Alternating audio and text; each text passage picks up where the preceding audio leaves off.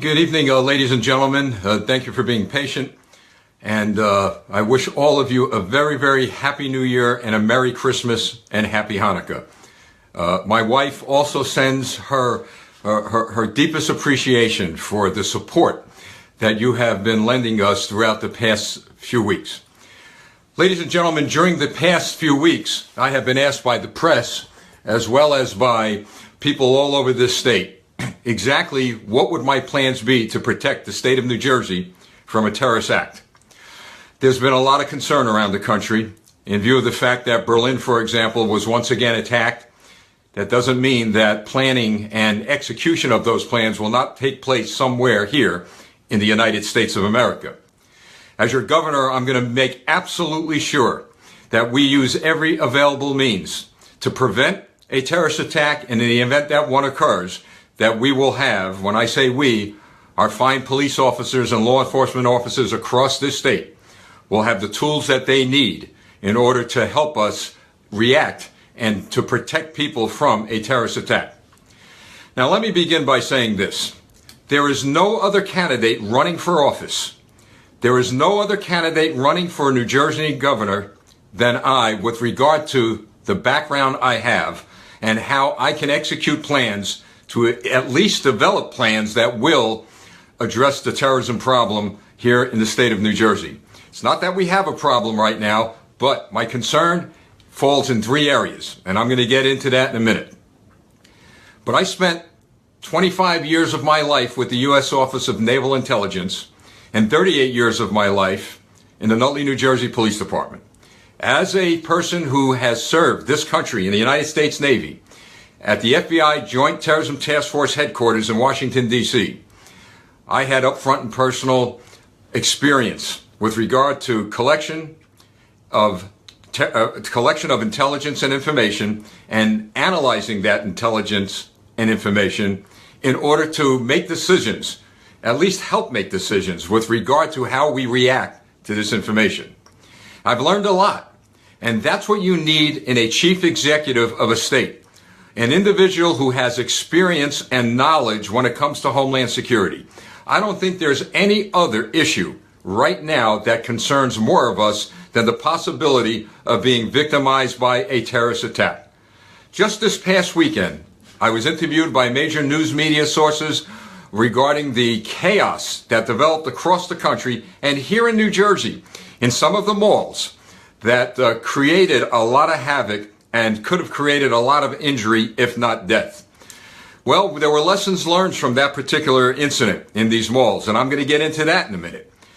But because the press has been kind of,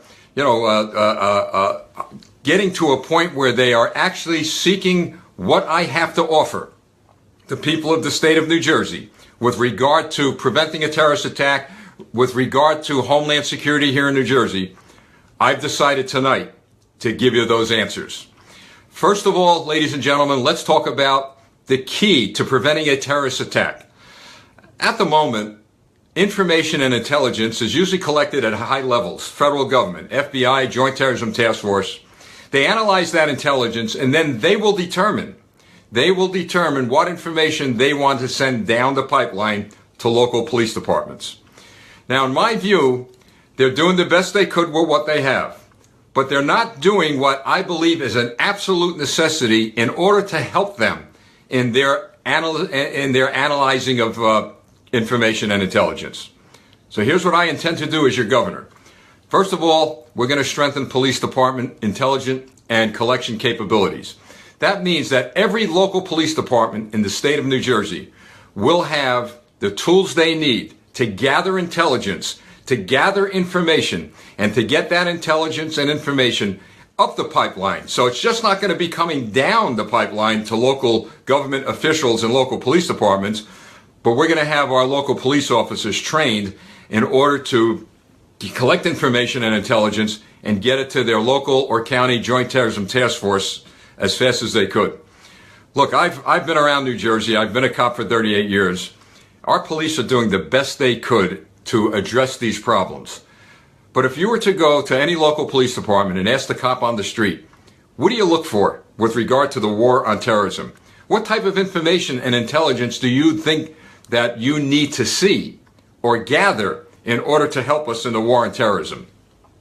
That street cop won't have any idea. No idea at all. Because he hasn't been trained or she hasn't been trained in order to get information, what is actionable intelligence and what is not. Now, our police departments in New Jersey are probably the best in the country when it comes to reacting to terrorist acts. There's no question in my mind that when there is a large criminal act like a shooting, an active shooter, a possible terrorist attack, our police departments are well equipped, and by golly, they get there as soon as they could, and they are prepared to save lives. No question about it. But what we need to do is to develop proactive policing methodologies that will prevent terrorist attacks. Now, here's how we're going to do this. I'm going to make sure that every police department, and this is going to come down right from my office, the governor's office, that every police department is going to start to create or recreate, because we had this in the 90s, community policing programs. Why is community policing so important? Well, you know, years ago, community policing was important because we wanted to create an atmosphere of cooperation and partnership between the people who live in the communities as well and the police. Now, we still want to do that, ladies and gentlemen, but a wall has been built. A strong, impregnable wall has been built between the police and the people. That wall has been built by politicians, by politically correct policing, by politically correct policies that hinder the ability of the police to do what? The most important thing that we need to do today, gather information and gather intelligence from people who live and work in every neighborhood, in every city, on every street in this state. So what we need to do is to begin to rebuild the relationships that the police once had with the people of our state. And it can be done. But we, and I'll say in this case, but me as your governor, I will have a responsibility, first and foremost, to make sure you're protected, to make sure your children, your moms, your dads, your aunts, your uncles, your grandparents, your neighbors, whoever, to make sure that you are protected not only from criminal activity, but from any potential terrorist attack. Now, when you have a great relationship between the people and the police, you have something called trust that's built between them. And you will find that people in neighborhoods across this state will be willing to talk to the officer who they know. The officer who's walking down the street day in and day out, who's asking Mrs. Jones or Mr. Smith, how you doing? Is there anything I can do for you? And once that police officer has that tremendous trust built between him or her and the community, that person in the community may just tell that officer, you know, there's something suspicious going on down the street. You need to know about this. That's how you get intelligence and information from the people in the community. You build trust with them. So we're going to tear down that wall that was built by politicians between the people and the police. That's number one regarding the police. Another issue regarding the police, look, we've spent millions and millions and millions of dollars on sending police departments the tactical equipment they need to respond to a terrorist attack. That's not going to stop, okay? We're going to make sure that they have the equipment they need in the event that there's a terrorist attack. It is necessary. However, where we fall short, and we have fallen short for years, and I've talked about this for years on national media and all around the state, if not the country, we have fallen short in giving the police the tools they need to gather intelligence and information. So, of course, people ask, how are we going to fund this, Governor? Where's the money going to come from?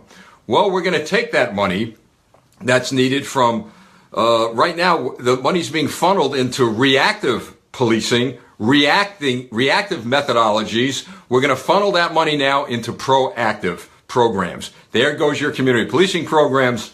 I want to be able to help police departments set up intelligence and information gathering units in every police department and coordinate them statewide so that they will be able to know the who, what, when, where, and why in their neighborhoods. Now, you may hear some people say, well, it's being done already. It's not being done as effective as it should.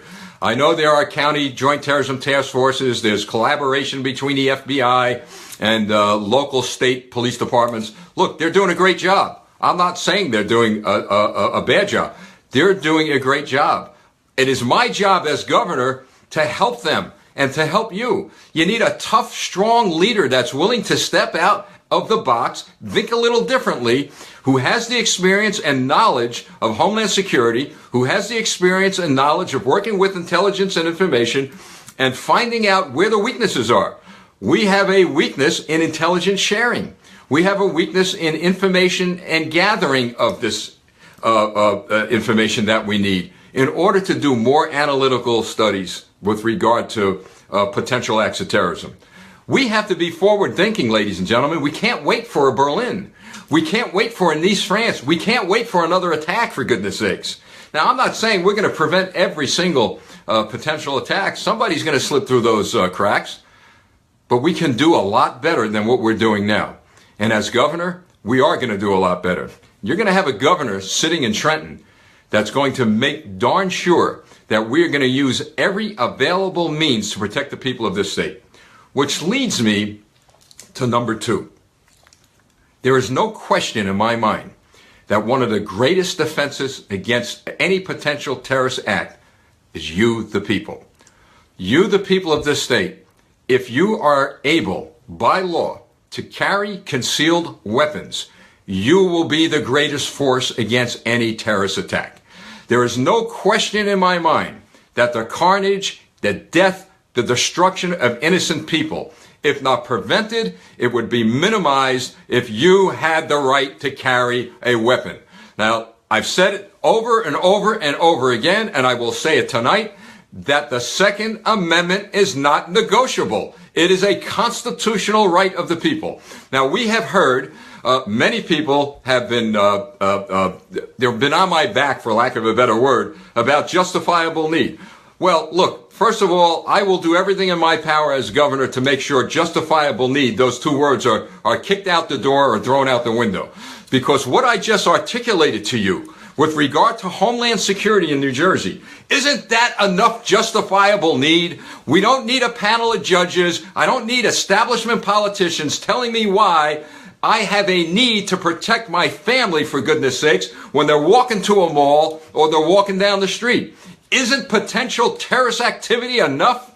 Not enough for them, but it's enough for this governor. And when I become governor, you could bet your bottom dollar that there will not be any justifiable need clause in any law, in any policy, in any program.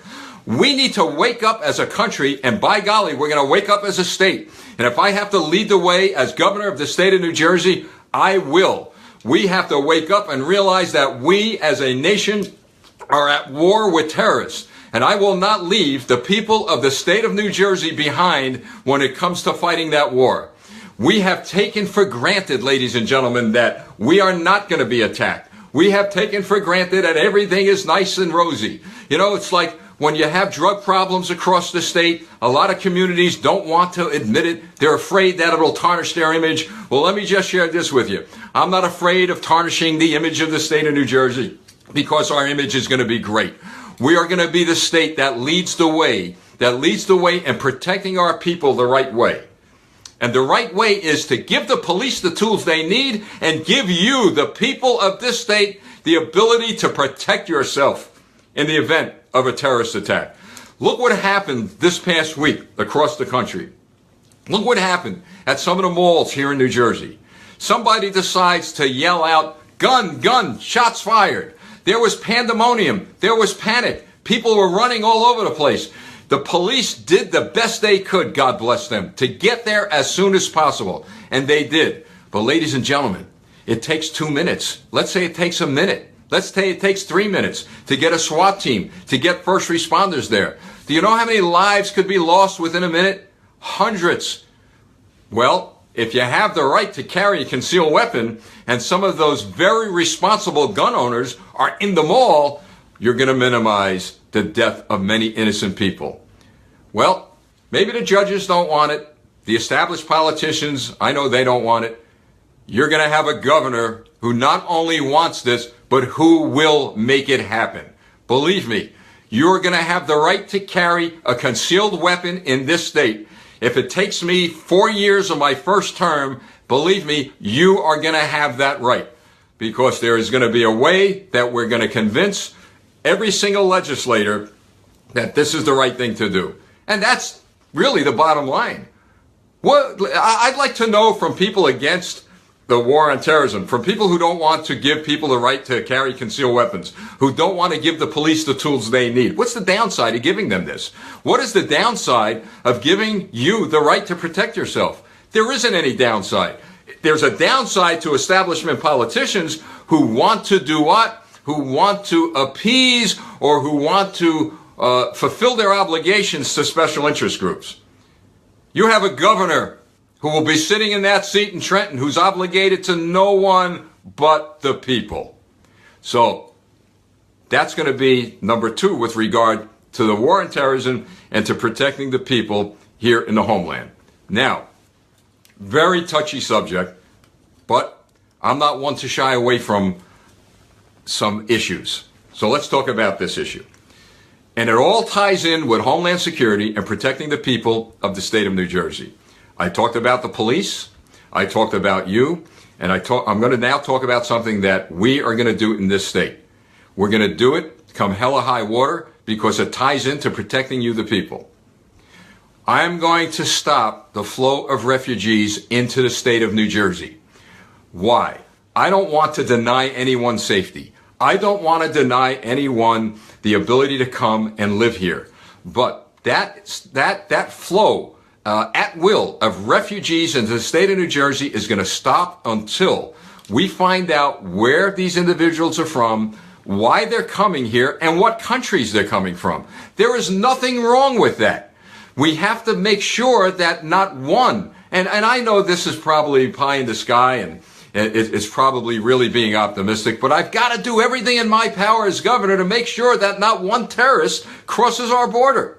Now look, if refugees are vetted properly, if we find out enough information and intelligence on them, by all means, welcome to New Jersey. We're going to have entrances all over the state. No more exits. We're going to have entrances. But you're going to come here legally. You're going to come here as a person who we know where you're from, why you're here. And let me add this.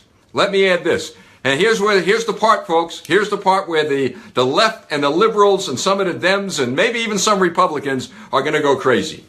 You are going to have to assimilate to our way of life. You are going to respect the American flag. You're going to respect the Constitution of the United States. And yes, you're going to pledge allegiance to protect, to serve, and to do what is right according to the Constitution of the United States. When you come to this country, we don't assimilate to your way. You're going to assimilate to our way.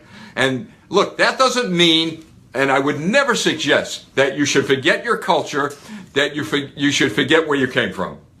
Never should anybody expect that. But by golly, we're proud to be Americans. We are Americans. And we are in the state of New Jersey, which will be the greatest state of all 50 states across this country. You want to come to New Jersey? My arms as governor, and I'm sure the arms of the citizens across this state will welcome you. But you're going to come legally. We're going to know who you are, where you're from, and you know something? You're going to learn about the American history, the sacrifices made for this country, and the liberties that you're going to be able to enjoy. What is wrong with that? Nothing.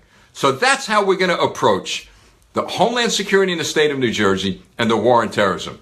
To recap real quick, and then I'm going to see if you have any questions in a few minutes, start asking them. I said we'll be a little interactive tonight. So to those in the media, you've been bothering me all 2 weeks about this, and any other person who has an issue with regard to what I am planning as governor for the state of New Jersey when it comes to Homeland Security, there it is. It'll be in writing. We're going to post it on our website. We'll post it on the Facebook page. If you have a problem with it, just ask me. I'm going to tell you it the way it is. And that's the way it's going to be. We're going to make sure our police officers are fully equipped. We're going to increase intelligence and information gathering capabilities. We're going to build our community policing programs in order to achieve that goal. We're going to work hard, diligently, and to success the right of people to carry concealed weapons in this state so they can protect themselves. We're also going to absolutely, without any question, do everything we could to stop the flow of refugees into this state until such time that we have a guarantee that who we're bringing into the state are not going to harm us. That's it in a nutshell. Now, I'm going to put my glasses on, and if you have any questions, please, without any question. All right, Amy, I'm going to just use the first names. A young lady named Amy, she may be a school teacher. She's talking about ending Park. Amy, I'm not only going to end Park. We're going to end core curriculum standards. I'm going to get government off the back of teachers. Could you imagine sending a farmer out into the field and say, hey, look, plant the seeds and reap the crops without giving him a plow or the equipment he needs to do that? The government has hindered the ability of our public school teachers to do their job. Now, let me just share this with you real quick. You know, look at me. See this guy right here who's now running for governor? Been very successful in life. I am the product of the public school system. I am the product of public school teachers my entire life who taught me, who drove me, who pushed me to the point where I would be successful. We have been too critical of our public school teachers. That will end when I become governor.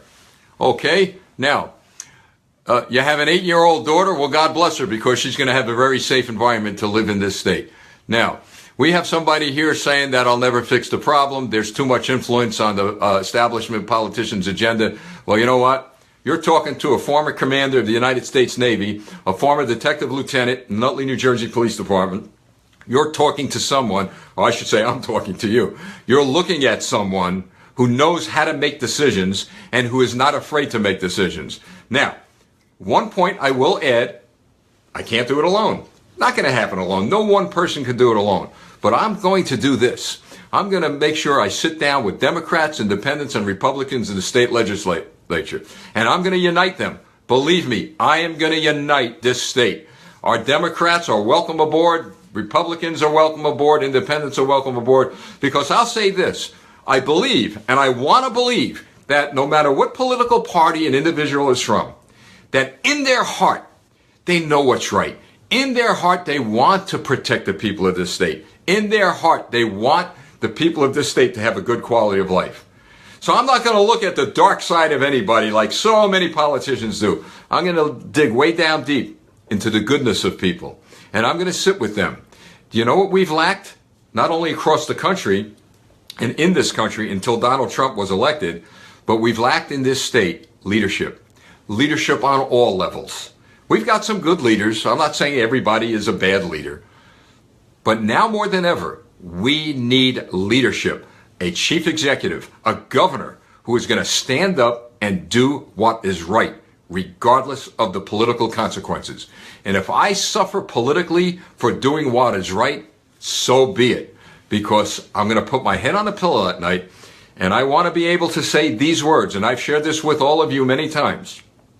I want to be able to share these words with my new granddaughter that many of you saw, just born a few days ago. I want to be able to look at her in her eyes in her time and said, you know, Maya, I did in my time the best I could to preserve, to protect, and defend the Constitution of the United States of America and of New Jersey, and to make sure that your quality of life was a bit better than mine. So let's go on now. What can we do to help you win? Well, there's a few things, okay? There's a few things that you can do to help me win. First and foremost, pray for me. I know a lot of people are saying, boy, that's something different. It is different. I believe in the power of prayer. I'm not ashamed to say that. First thing, please pray for me. Please pray that God gives me the wisdom and the knowledge and the understanding and the discernment to do what is right. Every morning I wake up, folks. I really do wake up every morning. I'm on my knees saying, Lord, direct my paths. Keep me away from the things that I should not be involved in. And my prayer is this, and maybe let this be a prayer for you. Lord, take me where you want me to be. Tell me what you want me to do. And after I'm do it, take me home. That's my prayer. Secondly, please follow us on our Facebook page. We're asking for volunteers all across the state. We're getting really impressive numbers of people who want to help out. We're going to need county coordinators, field directors. Look, when it comes to funding, the economy's tough. I'm not having $9 million plate dinners, okay, folks? But we are asking for $17.76 per person across the state on the average. You're going to be able to get all the information with regard to that on our Facebook page a little later. We're building a new website. So those are the ways you could certainly help me. And I will be traveling around the state of New Jersey. In fact, now, Tafari Anderson, he's on my staff. He just posted our website and page. You see it on this little thing here. So there's where you can go to, and that'll help us out a lot. Now, property taxes, let's talk about that. Property taxes is on the minds of people all over the state. I was in Atlantic City a few weeks ago, in South Jersey. We're coming. You're not going to be forgotten. I'll tell you, I've learned that the people down South Jersey feel like they're left out of everything, and that's not right. That's not proper. Everyone across this state should be treated equally. You're going to have a governor who's going to be spending a lot of time in South Jersey. But in the Atlantic County, Atlantic City area, a tragedy is unfolding. People in Atlantic County are losing their homes at a rate that is unbelievable. 13%, 20% increases in property taxes. A 23-cent increase in the gas tax, which I will repeal once I'm elected to office. All these people, meaning the establishment politicians, know how to do is tax us to death. So what am I going to do with regard to property taxes? First and foremost, I'll tell you, it's not an easy fix. But what I believe in is this. You bring revenue into the state. Absolutely important. You bring revenue into the state. And I have an economic plan that's going to do that. That's number one. You cut spending. Where am I going to cut spending? I am targeting, without any question at this point, the Department of Education. That department is a waste of money. We have to bring education and the decisions that are made with regard to educating our children back down to the local level. Look, we have school boards, we have superintendent of schools, we got great teachers, great PTOs and PTAs. Those are the people that should be making the decisions with regard to the education of your children, not some bureaucrat sitting in Trenton making $200,000 a year. That's not going to happen on my watch. So you cut spending, and there are a lot of other areas I'm sure that after I look at our budget, we're going to cut spending. You bring revenue in, and then the big one, folks, we have to find a new formula with regard to school funding. It is the school budgets that are primarily driving taxes, local property taxes, through the roof. Now, I can tell you this, and I'll share this with you because I am a sitting elected official on the Nutley Board of Commissioners. That's our city council. We as the Nutley School Board, we as the Nutley Board of Commissioners, we work very, very hard to keep the tax base as low as we could. We really do. I believe every commissioner on the Board of Commissioners in Nutley this year actually submitted a budget lower than it was last year. And we're doing it at this point without cutting services. But that's a tough thing to do. I don't want to see our services cut, and neither do the people. But, you know, you're caught between a rock and a hard place as an elected official. Our school board in Nutley, they're working very hard to minimize a tax impact on the people. We have to, in Nutley, and I'm sure across the state, we might have to expand some of our schools. And boy, what do you do, folks? What do you do when you've got to give a good education to your children and at the same time you want to lower, or if not, at least stabilize property taxes? So any politician who's going to get before you and say, hey, we're going to lower your taxes. Oh, we're going to lower them 5% this year, 10% next year.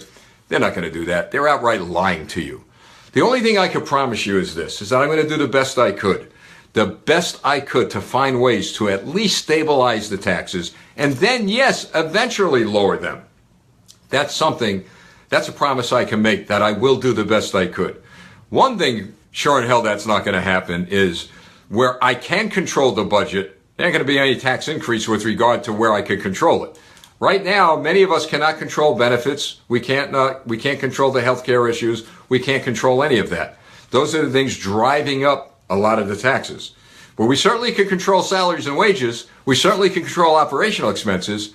So those are the things that I'm going to go after first.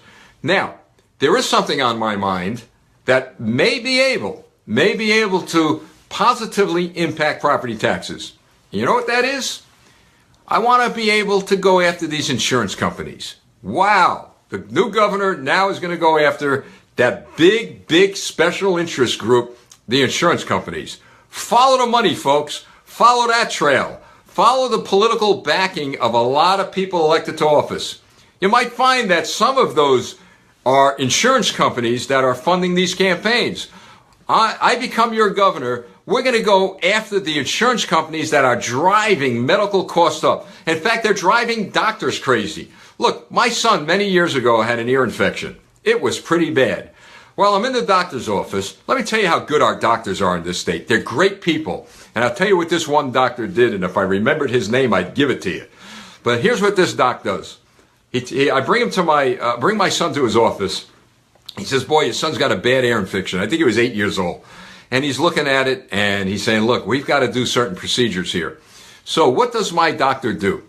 He calls the insurance company who's supposed to give him approval. Imagine some bureaucrat sitting in an office who's a pencil pusher telling a doctor what he can or cannot do with regard to a kid's medical treatment. So the doctor is on the phone and this insurance bureaucrat says to my doctor, can't approve it. My doctor says, and I heard him, do I let the kid suffer? And the doctor's nodding in frustration. He hung up on the guy. You know what the doctor did? He operated on my kid and he made him well. That's a hero. We need to help our doctors. We need to help you. And you know how we're going to do it? We're going to work hard to get these insurance companies off the back of our doctors, and we're going to work hard to make sure that we put them in a position to lower their rates. How are we going to do that? We've got a president of the United States coming on board who's going to do that when he ends Obamacare. He is going to need governors across this country who are going to be full square standing with him side by side. And you know what's really neat? I might be the first governor in the country that will be standing side by side with our new president, Donald Trump, in addressing these critical issues. Wouldn't that be great? Here we are in New Jersey. You're going to have a governor who worked on his campaign, who's going to be able to probably, and I hope to God, pick up the phone and say, Mr. President, we need your help here in New Jersey. And he is a man that keeps his word. Smart guy he is. He's got good people around him, and you could bet your bottom dollar I'll have a lot of good people around me.